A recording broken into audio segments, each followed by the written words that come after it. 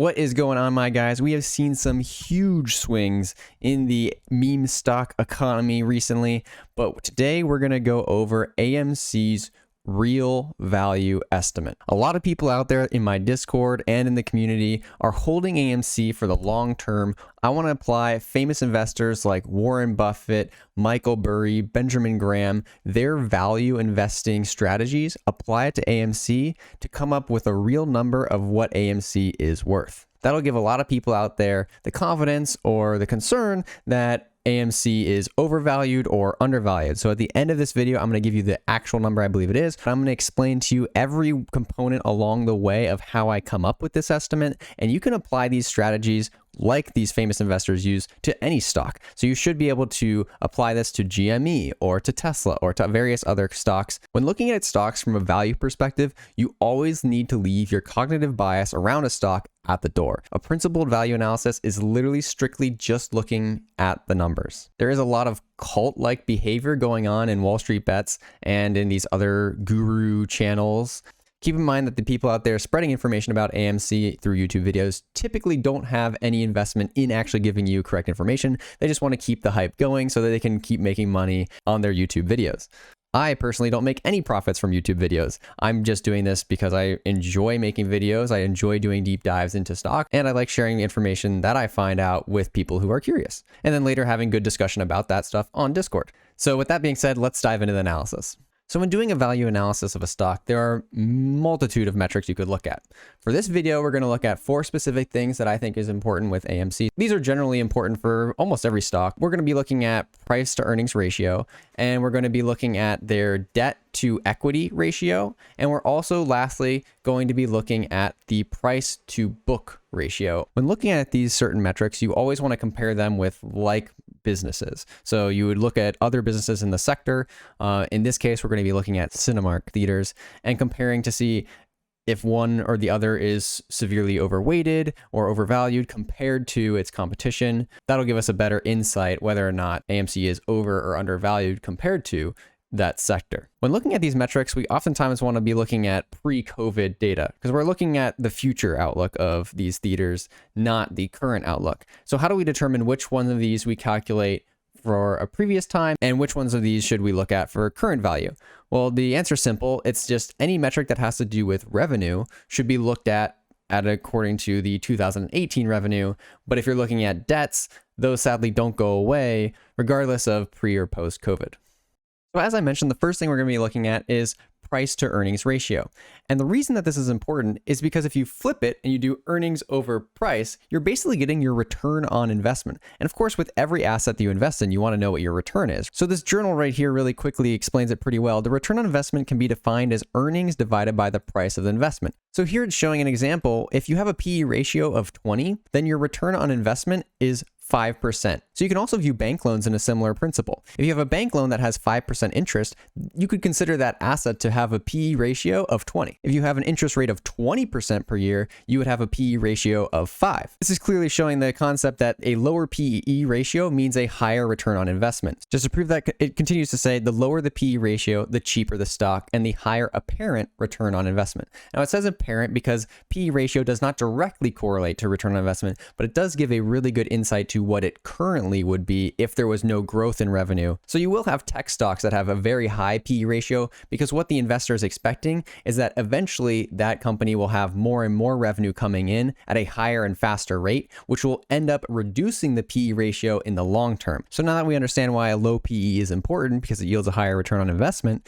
let's dig into AMC specifically and predict what we think the PE ratio of AMC is going to be in 2021 and beyond. So for the majority of this video, we're going to be using a value investor's favorite document, which is the 10-K. Every public company has to fill out a form 10-K to the SEC annually. There's also 10-Qs, which are filed quarterly, which give you good interim financial status. 10-Ks are full of tons of information for us to evaluate. There's a lot of speculative things in there. There's stuff about what their biggest risks are. And of course, they have their financial revenue, expenditures, etc. What we care about right now, since we're trying to figure out the price to earnings ratio, is the selected financial data. So we're going to click that. It brings us to page 43. from 2016 to 2020. So to calculate the price to earnings ratio, we take the share price and divide it by the earnings per share. What we care about is this line. This is earnings per share in 2018, which is the year we care most about when we're talking about revenue, was 41 cents. So if we take the total stock price, which is $12.49, and divide it by 41 cents, then we get 30.48. So this is the PE ratio of AMC.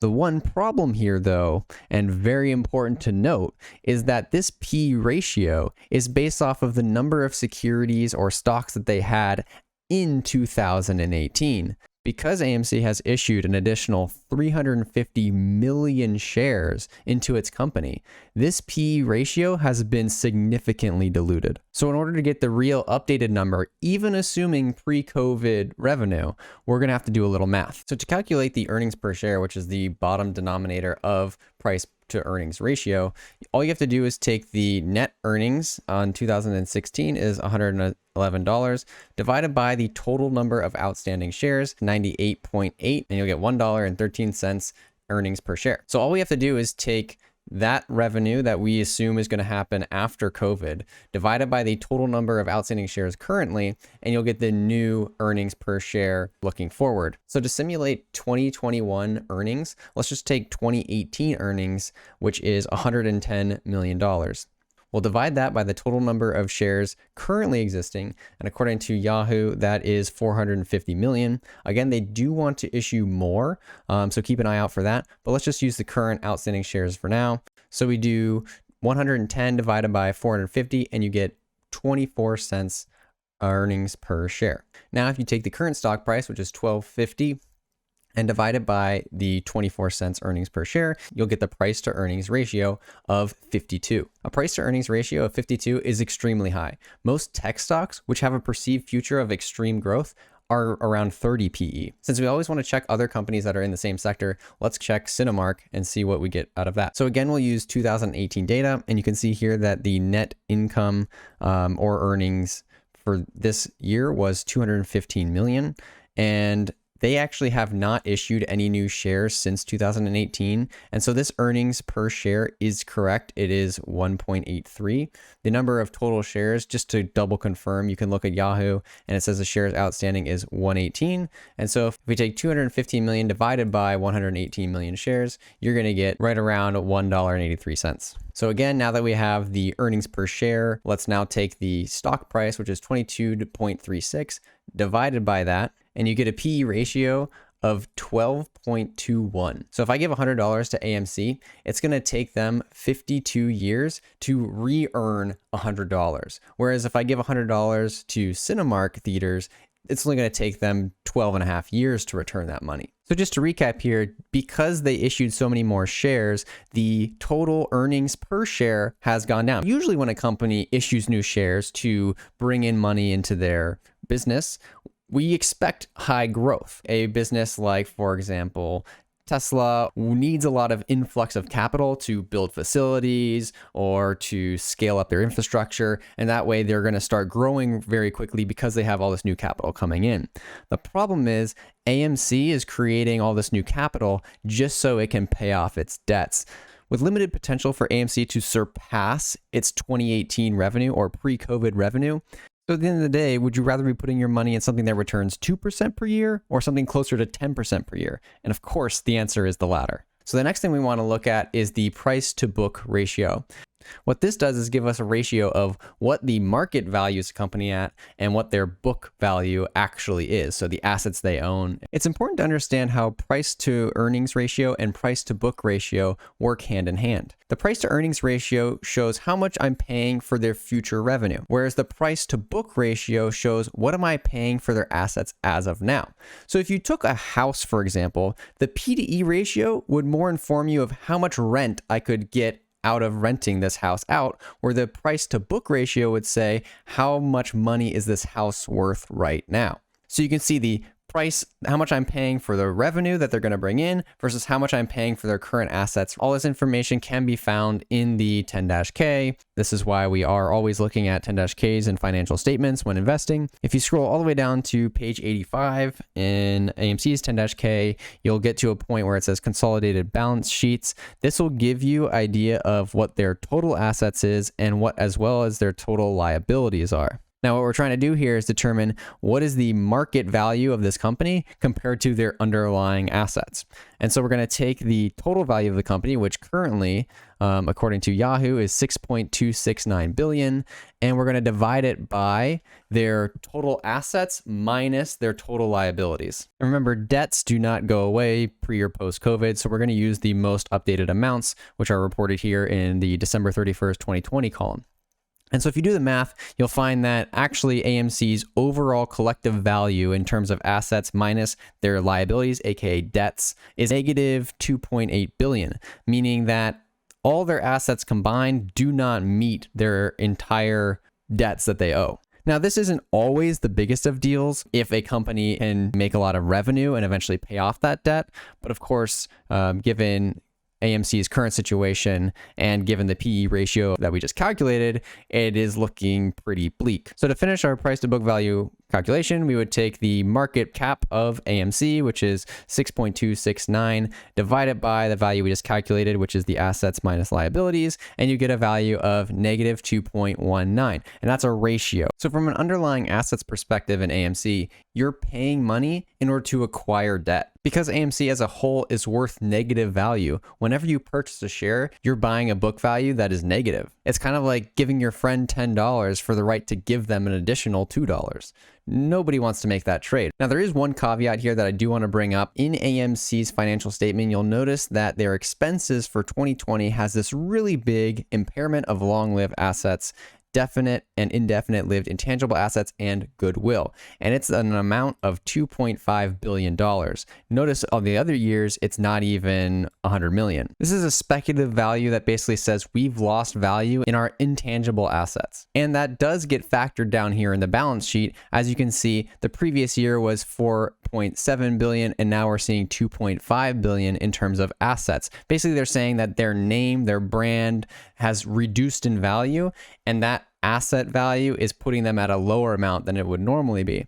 Now, this value in actuality is all speculative. So to say that AMC is worth $2.5 billion just as, a brand name is kind of up to you whether you think that's accurate or not. But if you didn't factor that loss in, it would be a little bit better debt ratio. Just as a sidetrack, it is important to realize the tangible versus intangible assets in a balance sheet. I'm not going to go into that too much in this video specifically, but yeah, just be aware that if you're reading these balance sheets, there are some assets here that are purely speculative and not real. Now let's compare what we've just seen to Cinemark's data. Luckily, of course, we do not have to always calculate these ourselves. I just wanted to calculate it once using the 10-K to show you how you would do it. But Yahoo Finance, for example, if you go under statistics, does have this data available to you. Right now we're looking at Cinemark, and it says it's book value per share, so it's flipped, inversed. And MRQ's most recent quarter is 6.73. Every share that you buy in Cinemark, you're getting a book value of $6. So the current share price is $22. Basically, I'm paying $22 and I get $6 of underlying equity back. With AMC, for example, it shows here the negative 12.86. So for every $12.49, I'm getting a debt of $12.86. So in the end, if I had to invest in a movie theater, then I would definitely be looking towards Cinemark over AMC. Their PE ratio is lower, which means they have a higher return on investment. Their book value per share, meaning the underlying assets that I'm purchasing when I buy a stock, is higher and not negative. And their total cash, actually, they have more cash to go through because they're not burning it as fast as AMC is. Which brings us to a very similar part, which is the debt to equity ratio. The reason debt to equity ratio is so important is because it basically tells banks how risky an investment it is to give this company money. And the higher risk that it involves in giving a company money, the more expensive it will be to borrow money for that company.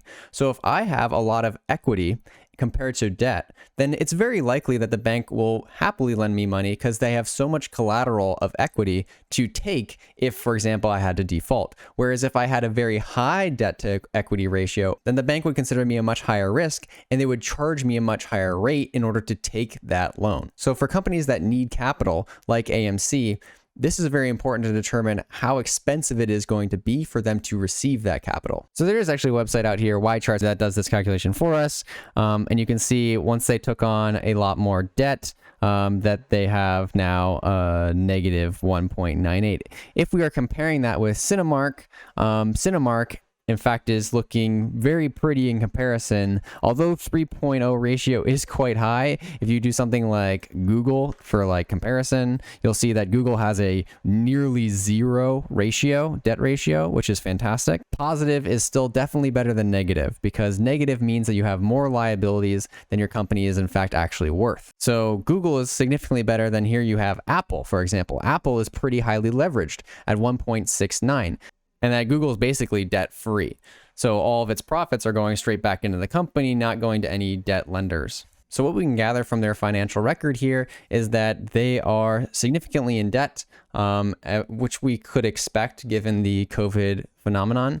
But they are significantly more in debt than other movie theaters, which is not what we should expect, especially given their very high inflated stock price and all the shares that they've been constantly issuing. And finally, due to the debt equity ratio, if either of these companies needed new capital to grow or rebuild their business, Cinemark would have a much easier time doing it. So when you compile all these facts together, you finally get an idea of what this company looks like in comparison to other companies. So if you wanted to shrink AMC's PE ratio down to a reasonable level, closer to say Cinemark, then that would be taking the share price and shrinking it down until PE ratio was equal. So if we wanted to have a 12 PE ratio for AMC, for example, the share price would have to go down to $2.93. This would put AMC in line with its fellow competitors in the market and be more of a fair price valuation of the stock. Additionally, due to AMC's higher amounts of debt and higher debt to equity ratio, this would likely even see a further dip. Due to the fact that AMC has so much outstanding debt, it'll take a lot of those profits, even after they start becoming profitable again, to pay off those debts before shareholders can see growth in the company itself and before it's going to start paying out dividends again. Now, that's a little bit harder to factor into the price. Skeptically, I could say that brings it down to around a $2.50 to $3 range. Now, lucky for you, you don't actually have to believe me at all. In fact, there are many institutions out there already that do researching and reporting on what they believe the fair market value is. Some of the more credible ones here, of course, Morningstar, CFRA, and Charles Schwab. You can read all about why they chose the valuation that they chose, similar to how I went through it in this video. But you can see at the top here what their 12-month target price is, meaning what they expect the stock price to be in 12 months. Now, something very important here is that as value investors, you're not holding it for a day. So before, in one of my previous videos, I talked about how AMC is likely not going to pop up. It's probably going to drop down given all the financials that I saw. And people, as soon as it went up to $13 or $14, were like, wow, you were wrong. Well, as a value investor, you're not holding for a day, right? The swings are going to happen, but you're thinking long term. You're thinking, how long am I going to hold the stock? At the end of this period, like 12 months, then we'll talk about what the stock looks like. So here's CFRA is targeting the price of $2.50. Similarly, in Credit Suisse's own report, you have a target price of $1.55.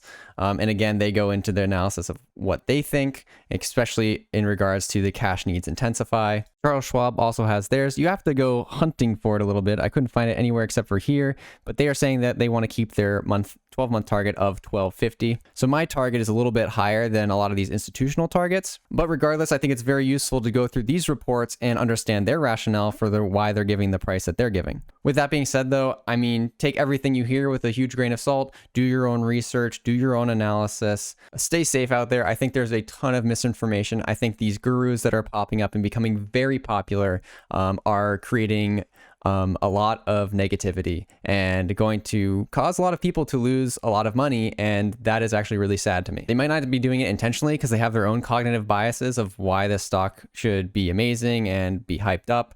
But in the end, whether or not they're financial advisors or not, they should be somewhat held responsible for the advice and the direction that they're giving, especially when it's grossly inaccurate and overpromises the future of a certain security. If someone comes up and says, wow, that's terrible due diligence, and can't explain why that is bad due diligence, that's a clear sign you need to stop listening to that person. In my eyes, at this point, AMC is a huge pump and dump, and I just don't want you to be caught on the wrong side of that dump. So with that being said, I mean, best of luck out there trading. Hopefully you felt this video was informative and helpful and would potentially help you in future analysis of your stock that you invest in. If you have questions or concerns or comments or think some part of the analysis is wrong, we are a very welcoming community. We love discussing stocks, strategies, etc. And we'd love to have you. Thanks so much for watching, and I'll catch you guys next time.